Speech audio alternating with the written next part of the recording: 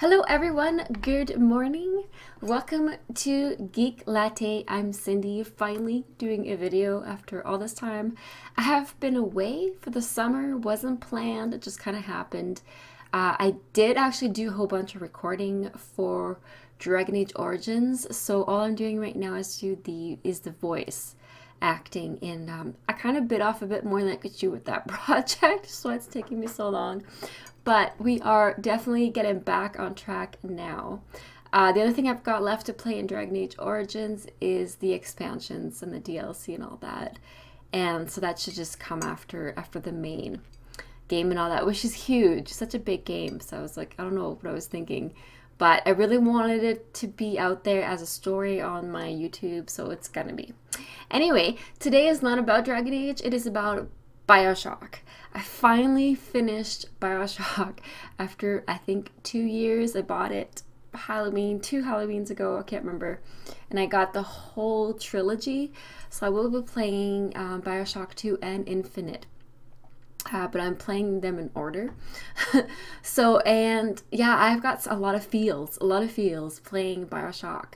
I was really surprised on how much attached to the story I became, especially towards the end where there was all the big reveals and shockers and all the surprises and all that.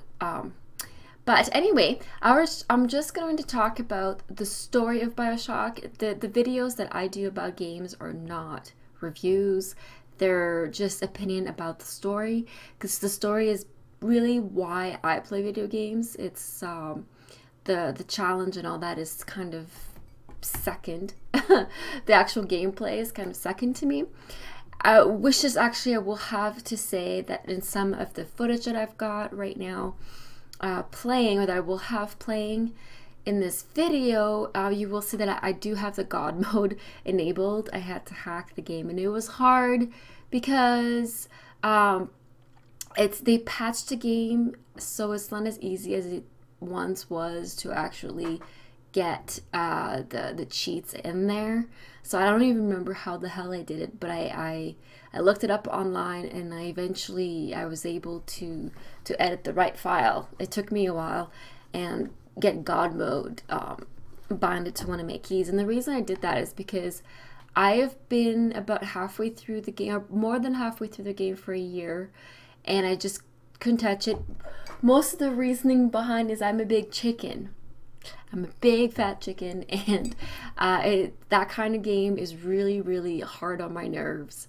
And I thought Bioshock is scary. It's scary to me. It's just a little too much adrenaline rushes for me, for my sanity. So I got to the point where I was getting like, scared of dying, and the scare, being afraid of dying, and and also being so stressed out of the game itself, it was just a bad combination. So I took one factor out of the equation, and that was, I was able, sometimes I didn't always play with the invincibility on, but if I needed to be secure, then I would play it on. So yeah, I would definitely play the game again with regular difficulty though, and not use cheats after that. Now that I know what the story is about and what happens, and I'm familiar with the world, it's not as scary anymore. So and I think I'll really enjoy Bioshock 2 without cheating, hopefully. Anyway, enough about that. I just wanted to make that clear. Oh. Wonderful coffee this morning. This is cafe cream, cafe cream, and it's very, very voluptuous. It's a light roast, not light roast, medium roast, and it's just really creamy and rich and nice. And, oh my God. Anyway, so back to the story of Rapture. Bioshock is about a underwater city called Rapture. It is created by Andrew Ryan, who he wanted to kind of make a utopian society city where there was free market, where the government would be kind of hands off of the economy. So which created all kinds of evil problems. But anyway, and the player character's name is Jack, and Jack was put on a plane to go somewhere. Well, I don't know if he remembers where exactly, but he was on a plane and he crashed over the ocean. And then so it starts, you fall from the plane and as Jack, and you are swimming around and you see a lighthouse. You go to the lighthouse. It turns out that it's an elevator that goes underneath the water to Rapture. And then you find yourself in this underwater city, and everything is really kind of off. I think the setting is in the early 60s, late 50s, or maybe it's in the 60s or somewhere like that. I think Jack was actually born in 1959, but not that it matters. But anyway, I'm not gonna cut ahead. I'm not sorry. So yeah, so you get into Rapture and then things are really off. You're contacted by a person, Atlas, who needs help saving his family. So for most of the game, you play as Jack and you're trying to help Atlas find his family, and the big bad guy appears to be Andrew Ryan, who's still alive and is somewhere and is kind of like the mastermind behind Rapture, and he controls the security, all the automatic systems and stuff, like the turrets and you know, everything. He is kind of at his command. Even the splicers are at his command. Now splicers are basically people that have been using the Adam drug too much and have become pretty psychotic, and they will attack you on sight at the beginning. About Adam, should go into that. So you start to notice that things really went wrong. The first thing that you come across is an inject thing for the Adam. Adam is it's a substance from a sea slug. It is greenish, viscous and greeny. It's you can kind of see in a lot of the, like, kind of like in a lot of the Bioshock art. There's a lot of green and stuff everywhere, and I think that's kind of where it comes from the sea slug. Anyway, the sea slug produces this liquidy stuff that changes genetic makeup. That's the simplest way of putting it. And scientists have been using the sea slug stuff and changed it to affect humans in different ways in order to give them superpowers, or to you know, genetically manipulate humans. And so you start to see a lot of adverts and stuff about evolution in a bottle, and basically Adam was invented, was discovered in the slug, and then was produced, and then was experimented on to see what you could do with it, and then was put towards the mass market. And people started buying it, and then that's when everything seemed to have completely gone to hell, because people lost their minds. They went completely psychotic. And so a lot of the people that you meet, all of the people that are in charge of certain sectors, like the surgeon guy that's in charge of the medical pavilion, is completely nut job. So is Cohen, who's an artist, completely crazy, and he's just like, it's what they do with the humans around them, with people around them, is sick, it's scary, and made me want to like not look. I'm like, oh god, this is just so disturbing, but you get used to it. But yeah, and at the same time, it is kind of fascinating to think, like, the story wise, to think of how far you could push human nature, and how dark our inner selves can be once it's completely warped, basically. And as you get into the story, so I want to say the first thing that's, certain things start to really kind of be like, make you wonder if Atlas is kind of leading you along, or if you know, if you should actually trust Atlas. And it turns out Atlas is not a real person. And well, first of all, before I go into that, into the whole farce of Atlas is that there are several key figures in Bioshock. The most important ones are Andrew Ryan, the creator, of course, the guy that's behind everything, Bridget Tenenbaum, and Frank Fontaine, and Jack himself, which is the main character. Oh, and there's also Lee Soo Chong, who is a researcher. And the reasons why those are important is because Bridget Tenenbaum is actually the one who discovered the atom in the sea slug, and then Frank Fontaine is kind of I think he's kind of a criminal overlord or something like that, or seems like a legitimate businessman, and that's why he went to Rapture, was to take over basically the economy, and like free economy for him was like, oh, awesome, I can do whatever the hell I want. But he is a bit of a criminal. I think that's pretty clear, in that he has a smuggling business as well. And his whole Frank's thing is he wants to distribute Adam everywhere. And he just wants monopoly over everything. He's just a power-hungry greed monger. And Andrew Ryan is just really this like idealist that just went way the hell too far. Bridget Tenenbaum is a brilliant scientist, or doctor lady, who in the story, she's the one that takes care of the little sister.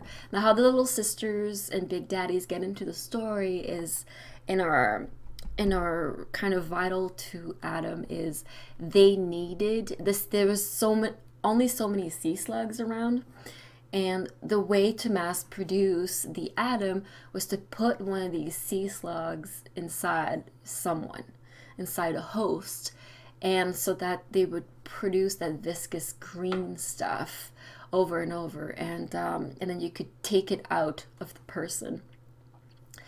And anyway, and that's what the little sisters are. They are the hosts of the sea slug. It's just sick. And then and how the little sisters are brought into, as you find out throughout the game towards the end, that Fontaine was the one who decided to provide the hosts. And he, I'm not really sure, I think they kind of mentioned why it's only little girls, but I didn't really catch it. But anyway, they put the slugs inside the girls, and I don't think it was a viable reason anyway. And then they have to, because they're little girls, you have to find a way to protect them.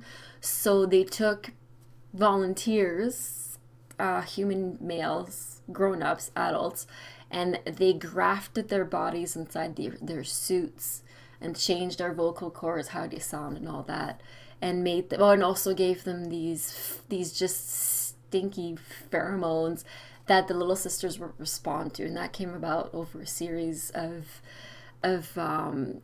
research and trial and error and lab rat stuff, experimentation.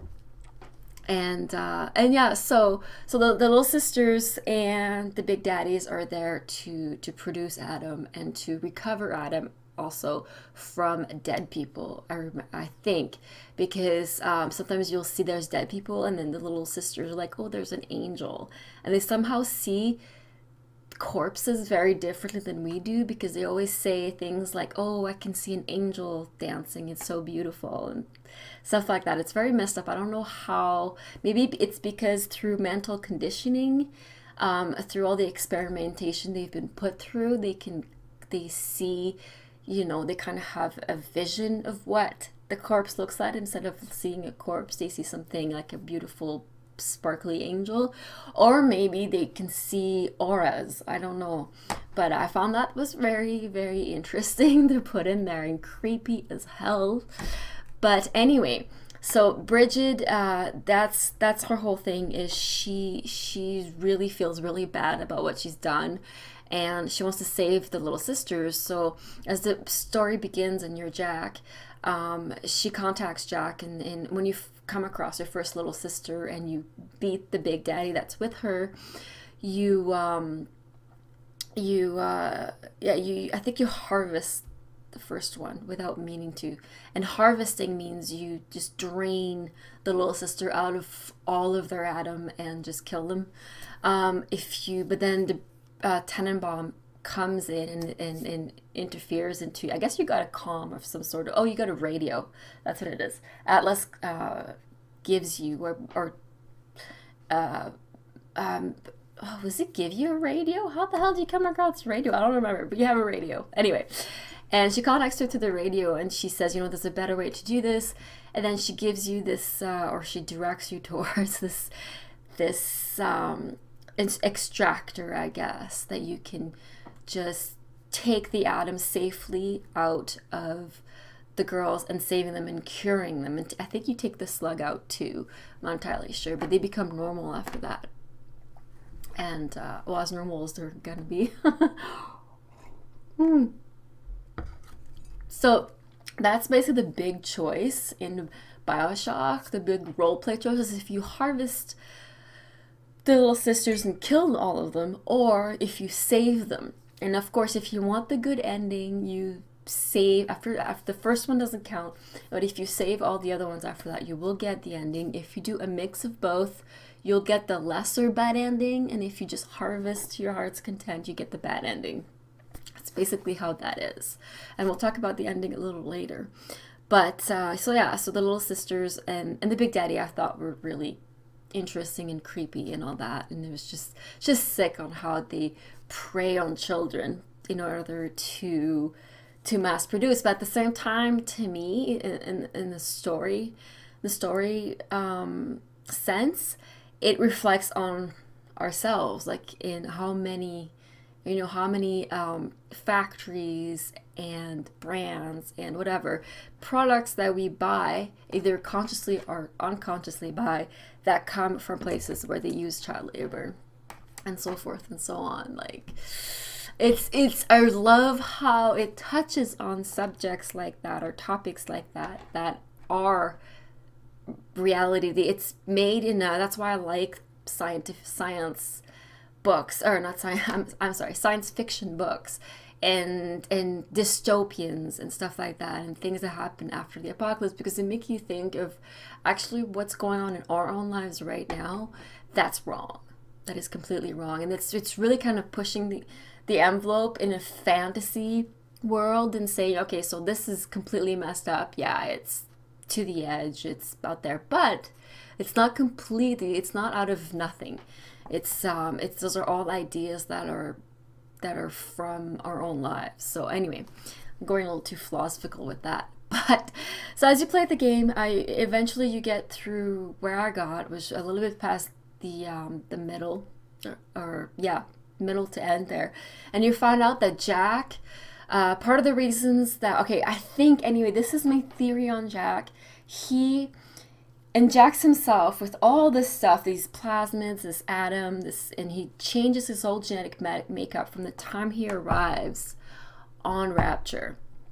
And that's how the character development happens in a gameplay, in gameplay wise. But you know, so he's changing his genetic makeup, and he's not going crazy as far as we know. We also find out that Jack is actually mentally conditioned, and he's not an outsider. He's actually was born on Rapture, but was sent away when he was small.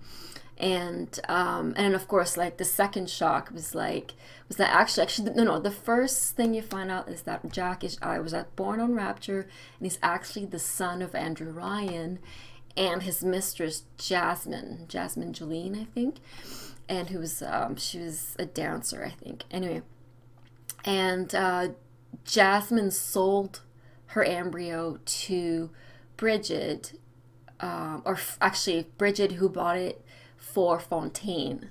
And the whole reason why Fontaine arranged, masterminded this whole freaking thing was because he wanted someone with Andrew Ryan's genetic makeup. Now, why is that? Well, that's the thing I said before, that Atlas wasn't really real. Well, Atlas is actually an alias for Fontaine. So the whole time the whole throughout most of the game, you're actually working for Fontaine. And he gets you to confront Andrew Ryan. And Andrew Ryan then, you know, admits that you are his biological son. And then he throws you another freaking bomb. And you're like, what? Like, as if you weren't shocked enough. It's like, and then he starts to say, would you kindly do this? Would you kindly do that? And you start to do exactly what he tells you to do. And and then in Fontaine, actually, when you were being brought up, had Lee Suchong, another scientist, basically bring you up and mentally condition you to be a slave, to answer to the phrase, would you kindly? And so you do, and there's other mental conditioning and other ways to control Jack as well, but you don't find out that until after. So you're like, are you kidding me? And then you end up killing Andrew Ryan anyway, and who's your dad? It was just kind of sad. Anyway, and then after that, you find out that, you know, Fontaine, and then after Bridget tells you after Andrew tells you that Atlas is Fontaine, then Fontaine completely drops the charade completely, and it becomes a self again. And then he says, yeah, you have to do exactly as I say. And then Bridget at this point intervenes and said, actually, we can help you with that. We can break your mental bond or thing, the way you've been conditioned. And so you go through another level and you break through the mental what do you call that? Oh my god.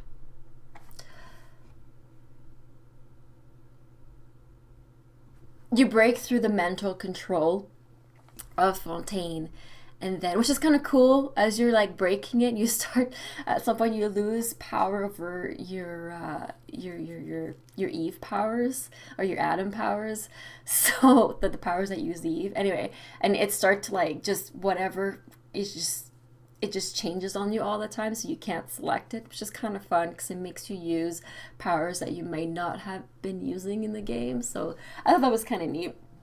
Anyway, but then, and then after that, you get to actually go after Fontaine, full steam ahead kind of thing, which is really interesting. That's pretty much it. And then at the end, when you finally confront Fontaine, he says, while you're searching for him and all that, he says that he's never used Adam himself. He's never spliced, and the splicers are, like I said before, are humans that have been overusing Adam. And the thing with Adam is, once you start using it, it's like an addictive drug. You can't stop, because if you stop, you get like you just go completely off the rails. But if you continue using it, it looks like you're also not quite, you're the same again. You're just really warped. So just don't use Adam. And which comes back to my theory of Jack, because Jack has been genetically engineered or modified since he was an embryo. Honestly, think that he's probably the only human to be able to use Adam safely. And that he does, because he doesn't seem, and it's possibly because of his mental conditioning too, just like the little sisters, which I believe have also been mentally conditioned to view the world differently than we do. They are both able to contain Adam, like a shitload of Adam, without dying or without going completely, well, not crazy. I mean, they're not normal. They're not sane, probably, but they're not murderers. Basically, they're not out to freaking like mass murder everybody. Well, unless you choose that. But my Jack wasn't like that. He was still pretty good person. Anyway, so I think that's anyway my theory on that. I don't know if it's true or not. I don't know if I'm gonna find out in Bioshock 2 what the actual deal was with Jack and the little sisters, but that's what I'm sticking with for now. And oh yes, and so Frank Fontaine starts to, at the end, I think he really kind of is scared for his life at this point because he knows Jack is unleashed and is coming for him, and he's fucking scared. So he starts to splice, he starts to use Adam and a lot of it.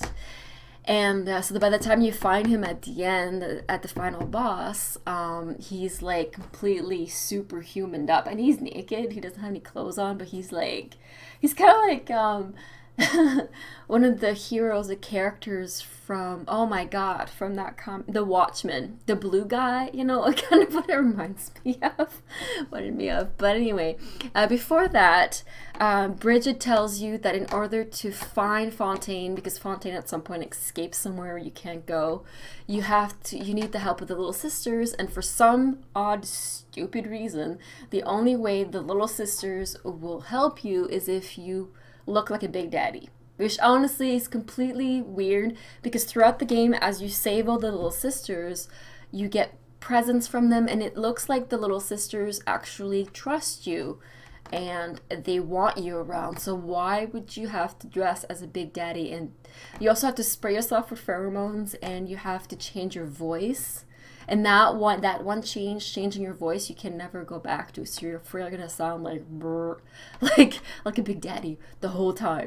So I don't really see how that made any sense, but whatever, I'll accept it. Maybe make more sense if you choose the first option, was switch to harvest the Little Sisters. I don't know, but I also believe that my original reaction to Bridget wanting me to turn into a Big Daddy was that she actually intended to become a Big Daddy, and like not just a Big Daddy, but the Big Daddy, and that you were supposed to take care of all the Little Sisters in the city, and so, but that's not what happens. I was actually quite surprised at the ending. If you choose the good ending, like I did, you end up, you defeat Fontaine, and then all the Little Sisters crawl out of their little hidey holes, and they just pounce on him, and they start sticking him with the needles and taking out the rest of his Adam, and then draining him dry, and then he dies. And which is really creepy. And then the whole scene is creepy. And then in the good ending, you get out of your Big Daddy suit or whatever, and then they give you the key to the city, but the Little Sisters do, but you refuse it, and instead you put yourself and the remaining Little Sisters, there's like 5 of them, I guess, in a bubble, or maybe there's more, I don't know, but in a bubble, and or not a bubble, I guess it's like a capsule or something. Anyway, you shoot up and you go to the surface, and you kind of adopt the girls and you raise them, and they go to school and they have families, and they grow old and you die. Basically, you grow old and you die, and you have this family of girls with you. And Bridget, the Tenenbaum, is the one that is telling the story at the end. So I'm thinking that she is still alive. And I don't know if she's still in Rapture or if she went up with Jack and the girls. So that I don't know what Bioshock 2 is like. I have only seen maybe ads on TV a long time ago, but other than that, and I've seen like art and stuff, Bioshock art, but I don't know what Bioshock 2 is about, so I'm all like, oh my god, maybe we'll get to find out. I don't know if Bioshock 2 is actually a prequel or what it is, I don't know, so we'll see. But and I'm hoping it answers that question, what happened to Bridget Tenenbaum. Is she alive? Is she, because everybody else is basically dead. Rapture is, as far as I know, not destroyed. It's still there, so there's probably still like messed up human splicers and stuff everywhere. No, let's say about the bad ending. And actually, yeah, the bad ending confirms that Rapture still exists, because in the bad ending, Jack becomes kind of leader of Rapture, or the splicers, and he takes a submarine, Frank's submarine, and brings it up, and has all these other pods, and splicers just come out of there and start attacking humans on the surface, and you basically bring the brutality of Rapture to the surface in the bad ending. So we'll see how that connects to Bioshock 2. But anyway, that's it for today. I hope you enjoyed this Bioshock video, and we will see you again next time. Happy coffeeing, happy latteing.